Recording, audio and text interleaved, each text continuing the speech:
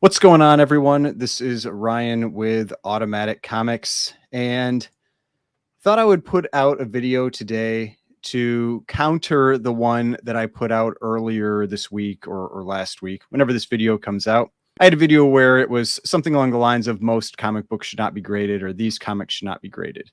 And there were some comments on that. Some people asking, does this mean I shouldn't get anything graded? How do I decide when to get something graded? And the purpose for that prior video really was to give you an idea of some of the things to look for to determine when you should get something graded, or more importantly for that video, when you don't need to. And the big thing there was, if it's the type of book that's going to sell for a price similar, whether it's raw or graded, then there's not a lot of value in getting it graded, especially when you've got the time that goes into it, the cost for grading itself, the pressing, cleaning, everything that goes with it. Now, here I've got another post from this Facebook group that I'm part of, the CGC Comics fans, where someone posted a picture of this comic, and here you can see it's Amazing Spider-Man number 44. They said, got this bad boy the other day. If when I send in to get graded, I'd expect a minimum of an 8. What are your all thoughts? And so I wanted to talk about this book, because this is a book that I absolutely think should be graded, again, depending on what your goal is with the book.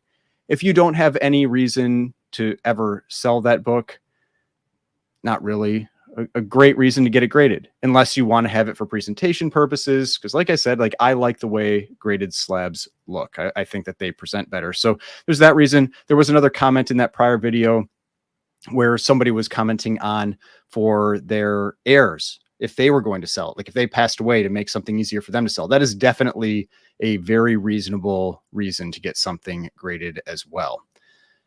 But in this case, I wanted to talk about this one because there's a few reasons why this is the type of book that I would definitely consider getting graded. Now you can see this Amazing Spider-Man number 44, and it really is a stunning copy, except for one major flaw. So this is a case where getting it graded not only is going to likely add a pretty significant amount of value to this book, it's also going to silence any questions about the grade. So those other books that I had shown, like the Giant Size X-Men one, even though I did get some comments that, some people thought maybe I undergraded that one a little bit, but regardless, whether that was a 2 or a 2.5 or a 3 or a 3.5, you could get the value out of that one, really, I feel, without needing to get it graded. And the lower grade book like that. Same thing with that Iron Man 1 from that prior video. And you can go check out that video if you'd like to. This one, and I commented on that prior video, when you start to get to higher grades, and you can have big jumps in value between grade ranges, that's when getting a book graded can add quite a bit of potential value to that book, because it can be much harder to sell that raw book for that full graded price, because there's going to be questions about what grade it's actually going to get.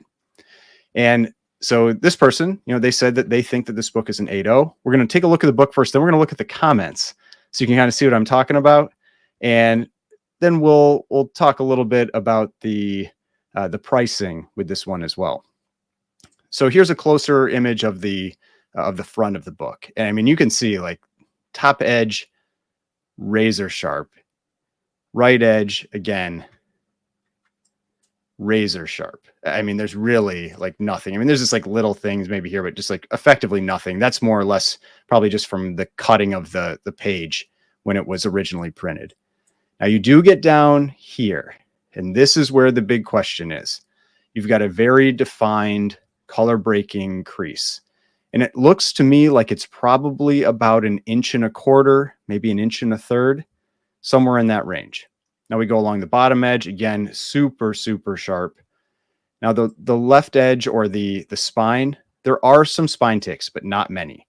There might be one here. It's a little hard to tell, but there's definitely one here. So that's 1, 2, 3, 4, 5. So with this one that might be down here, maybe 6. This is the type of book that front cover, and he does have a picture of the back as well, so we'll look at that front cover. This could be a 9.4 if it wasn't for that crease in the bottom right corner.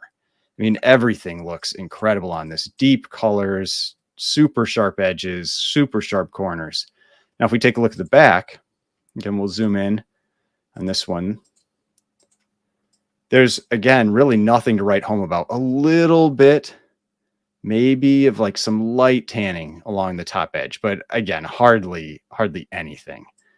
And then you go along, and we can't tell if there's any like rust or anything, but there's really nothing, again, to speak of. Again, maybe a little tanning in this bottom left corner here, but this is the back cover of a book that 9.4, 9.2, 9.6, you know, I wouldn't be surprised by any of those types of grades. Like, to me, this is not doing anything to hurt the value of this book. Now, obviously, I can't see this in person. There could be some flaws hidden in that white or something like that. But basically, this book, front cover, other than that crease, like 9.4. Back cover easily could be a similar grade. Now, if we jump over to GPA, and we look at what a 9.4 would go for. A 9.4 last sale was over a year ago, $2,640. We had a 9.2 that went for $660, which is crazy low. Like, I think that was just a steal of a deal. I think it's probably closer to this price, like a $900 to $1,000 book. 9.0 last sale, 900, 8.5, 700, 8.0, 336, 7.5, 184. Then we had the 7.0, 375, 185. Like, this is kind of low. You know, maybe the 7.5 is a little low. But this is where you can see you get some pretty big jumps in price. Like an 8.5. Now, granted, this was 464 here. So maybe an 8.5 is like 500, 8.0, like 350. I'd say the 7.5 is probably more like 250. This maybe even 300. 7.0, this one's a little high, maybe like 250, somewhere in that range. But you start to get some pretty big gaps up in price. And so if we jump over to the comments section here, we'll scroll down in the comments. You can see here we've got all kinds of opinions on the grade for this book. Zero chance of anything higher than a 7.5 with an inch plus crease. Without the bottom right, it's insanely beautiful. I still think you've got a shot at an 8. Some people are quite harsh. Bottom right will hit it down. 7.5 to 8 is, in my opinion, possible if everything else is nice. Besides the bottom, I think he means probably bottom right, looks 9-ish. Beautiful book. I'd call it a 7. Call it a 7. 7. Plot twist. CGC gives it a 9.8. White pager. Then we keep going down. 6 to a 6.5. It's a 6. 6.5.7. Without it, looks like an 8.5.9. I've seen 8.5s with that types of crease all the way down to a 7.0. And so we just keep going. 8 or 7 or 6. 7.5 advertised as an 8.5 on eBay. 7 to 7.5. 8. 7.5 to 8. I mean, like, you can see there's a pretty big range. 7, 8, 7.5 to 8. Pretty big range for this book. You know, and so this is where, if you're selling this book raw, you can run into some problems, because you have people saying anywhere from an 8.5, which last sale 700, but looks like it's probably closer to about 500, down to, I think the lowest we saw was a 6, which is about $150. And so this is where you're really going to struggle with the values on a raw copy. And so getting it graded is going to solidify that price.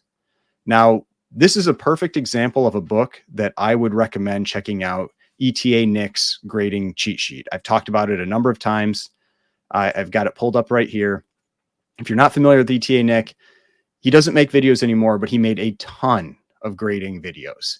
And one of the things that he produced over the years was this cheat sheet, which is basically something that you can use to help identify what I refer to as limiting flaws. So if you have a book that's more or less in very good shape, you can say, with this one flaw, it would be this grade at the max. I also consider it as something that helps you determine what the top grade might be for a book based on the largest flaw in the book, and you work down from there. So that book, I mean, like I said, like, looks like probably could be a 9.4 if it didn't have that crease in the corner. So the limiting flaw is that crease. And if we look at creases, you can see here 1/16 inch, 9.6 max, 1/4 inch, 9.4, 1/2 inch, 9.0, 1 inch, 8.0, 2 inch, 7.0. So that would put this book somewhere in the likely 7.5 to 8.0 range. Now, I will say we have had that interview with Matt Nelson where he was talking to Swaggle House Comics, where he said the overall feel of a book can have an effect on the value as well. And when I say feel, it's like the depth of the colors, how clean and tight the spines are. If the book just feels like it's never really been touched, like, you know what I'm talking about if you've held a book like that. And so while by the rules here, on this cheat sheet, you would say probably a 7.5, maybe it gets an 8. I wouldn't be surprised if this book, based on how nice it looks, would have the potential of an 8.5. If I sent it in, I would be expecting a 7.5 on the low end, an 8.0 on the high end. And if I got lucky, like if somebody else felt like it looked real, like just everything else, the intangibles, you might call it, on the book, maybe you get an 8.5. And that's worth grading. Because now you take any of the question out of like the 7.0s, the 6.5s, the 6.0s that you saw with people's comments, and you're up here in this range, which I think this one, like I said, I think this 184 is low. I think that this book is really probably more like a $300 to $500 book, depending on if it gets a 7.5, an 8.0, or an 8.5. And that's where it's worthwhile to spend the $20-$30 to get it pressed and cleaned. You could send this in the vintage tier, so it's probably going to cost you $32 to get it graded after the shipping and everything. And this is why you normally want to send in more than one book, so that you can spread the shipping costs out across multiple books. So let's pretend you sent in 10 books, and so your cost for this might be like $65. It's well worth it to me to spend that $65 if you have the potential to hit that 8.5 that maybe you can sell for $500, if that's your goal. Again, if that's your goal. So again, this book to me is a great example of one that, yes, if you want to sell this comic, I would get this book graded so that you take all that question out on what the grade is. You get a determination on how much that crease there and maybe that little bit of tanning on the back impacts the grade for this book. And I think bare minimum, you're getting a 7.5. And I think that you have maybe it's like a 10% chance that you'll get an 8.5 out of it. So, and I do think that this is probably a pretty solid 8.0, even though this exceeds the 1 inch, crease in that corner. This book looks so nice otherwise that I think you would have a pretty good shot at that 8. So I just wanted to point this one out because I did have some comments on that prior video. It's like, when do I send these books in? How do I determine if this is one that should be graded? And I don't want it to come across as I'm just like, oh, nothing should be graded. I do, like I've said it before, I do think grading serves a very important purpose in this hobby. I mean, for all I know, there's some restoration on here. Maybe something was trimmed. I don't know. That's another reason. Like, I can't tell from this picture, but that's another reason, is that you take those types of questions out of it as well. But hopefully you enjoyed this video. Hope you thought that, this is helpful if you're trying to determine if you should get something graded or not.